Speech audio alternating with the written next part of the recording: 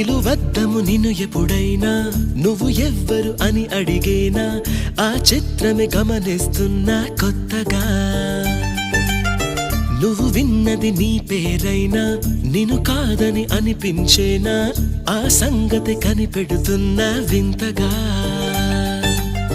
నీ కన్నుల మెరిసే రూపం నాదేనా అనుకుంటున్నా నీ తేనెల పెదవులు పలికే తీయదనం నా పేరేనా